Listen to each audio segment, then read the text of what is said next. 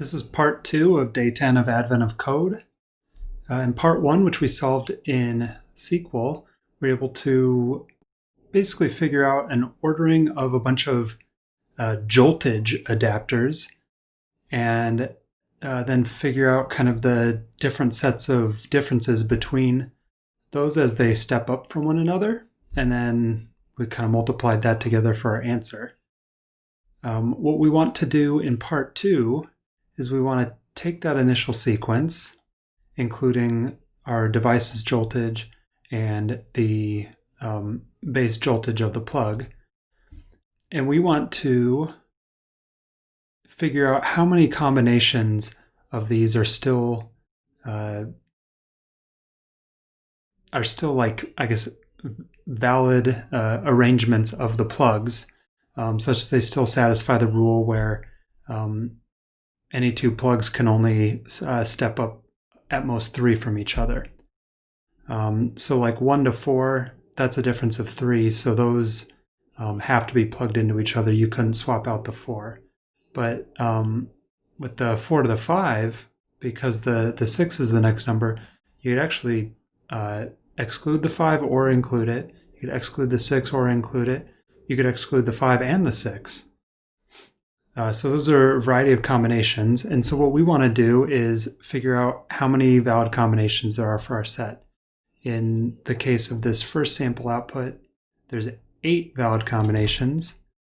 So we'll want to figure out how we can move towards a number like that with this set. And then in the other sample input we had, they show just a few of them, but it turns out there's like 19,000 distinct arrangements. So that's a lot. I think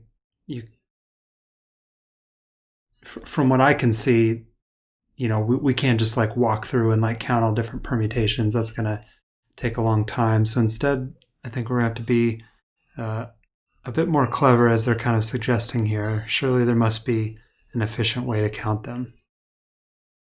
So yeah, we need to figure that out for our base input, but I kind of like to either move towards the 8 with the initial or maybe this number here. So if I were to copy over this, let's just think about that a little bit.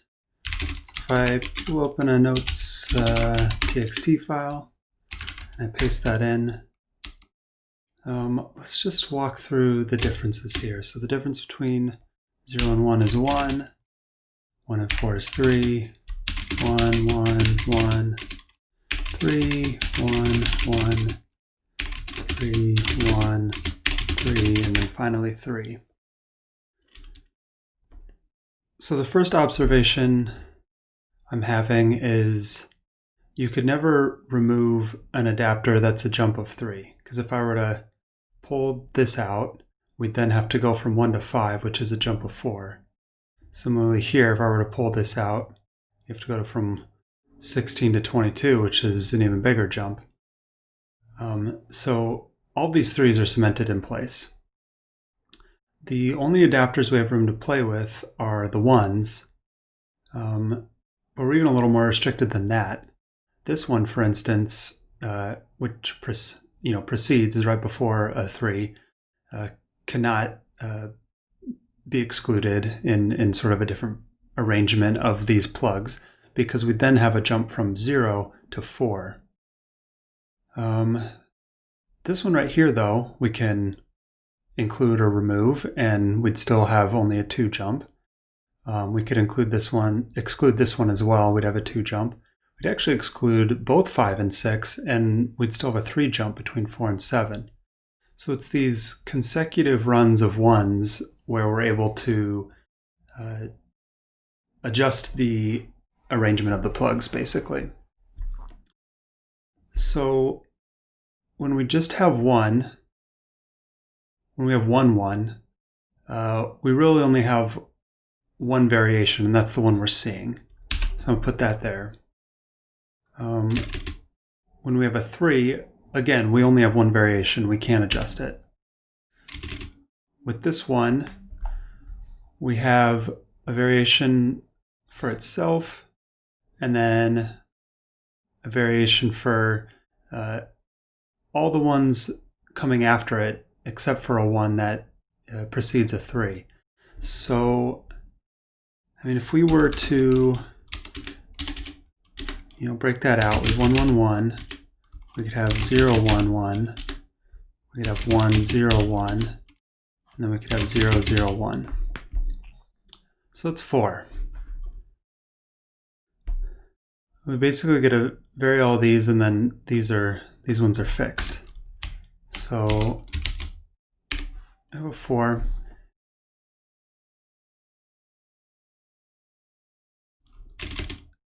And so that kind of just accounts for this whole string of them, and then we're back to this is just 1 again.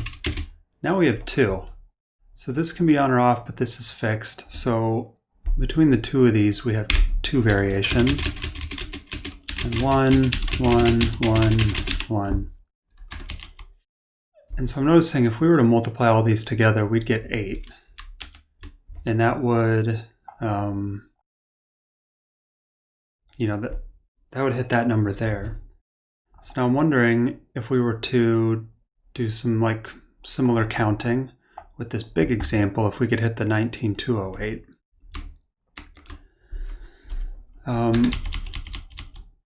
Yeah, the question is, what exactly is the pattern here? Like if we were to jump to 1, 1, 1, 1, and I don't know if I want to type all these out right here, but maybe we'll start. Then we could, so that's kind of it for that. Then we could go 1, 0, 1, 1. Then we go 1, 0, 0, 1. And we're missing 1. Ah, yes. 0, 1, 0, 1. 1, 2, 3, 4, 5, 6, 7. So I'm seeing a little bit of a pattern emerge, which is that if we have kind of one, if we have 0 ones, like a 3, then we have a 1. If we have 1, 1, then it's a 1. If we have 2 ones, then we get a 2. If we have 3 ones, we have a 4. And then if we have 4 ones, we have 7. So I almost wanted this to be like an 8 or something. I could see some sort of like, binary pattern emerging, but it's a 7. And this pattern on its own wouldn't have jumped out to me, but the next thing here would be 14. And so, or 13 rather. And so what we're seeing emerge is something called the, so maybe you've heard of the Fibonacci sequence, but we're seeing the Fibonacci sequence.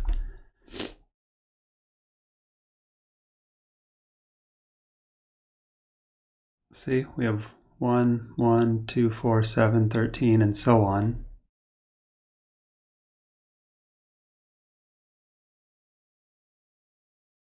And I can't quite explain the math behind why these like strings of ones kind of produce this pattern. But I was grateful to have come across this in a tweet that someone was sharing their solution, and that gave me some inspiration for how to improve my own solution. So let's grab some of these numbers and see if we can move towards a solution here. So I'm going to jump out of my notes. And we want to revisit the SQL that we had. So if I open that up and I import input.sql, and this will be sort of the intermediate example set with 31 rows. and max value from jolt adapters, because I need to insert into jolt adapters 52, because that's going to be the joltage of our device. And now if I run this thing from our previous solution in part 1, we can see these sequences of 1s and 3s. So this is, you know, some data that we could work with, but I don't want to work with it here in SQL. What I'd rather do is copy it. With SQL you can, or with pSQL, the Postgres console, you can copy something to a file, differences.csv with CSV. That's sort of the syntax, and if I were to run that, see, it copies the 32 rows into this file. So I'm going to quit out of here then, and I'm going to print out our differences file, and there we can see that worked nicely. Yeah, so let's, I've already sketched out a part 2 here, just doing some of the initial read-in stuff, and we've got our Fibonacci sequence here that I'm going to paste in, because that's definitely going to come in as part of the solution. And now I guess I want to run this, hit this pry, and start messing around with the data structure that we have. So here goes part 2. We hit that. We can see differences is this array. See tribs is this array. So I want to grab all the sequences of 1 so I can figure out how long they are. Because I think, you know, if this is 4, then it corresponds to 0, 1, 2, 3, 4, which is 7. You know, if we have a sequence of 1, that corresponds to 0, 1, 1. So I want to, yeah, I guess, extract out the segments of 1s and get their count so that I can translate it or sort of key it against this array of Fibonacci sequence values. So yeah, how am I going to do that? I mean, I kind of want to just like split on the 3s. I guess I could do that if I said differences.join, and then I could g sub the you know, any number of 3s, g sub that into a comma. So now we have all our sequences and they're comma separated. And so then I could split that back out into an array of these 1 segments. Okay, this is coming together. So then I just want counts of each of those. So I'd map it over the size. And then I'll map it again.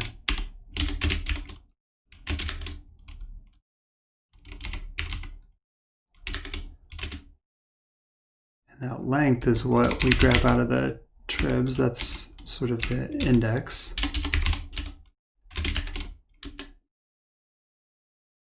And so what if we were to multiply that together?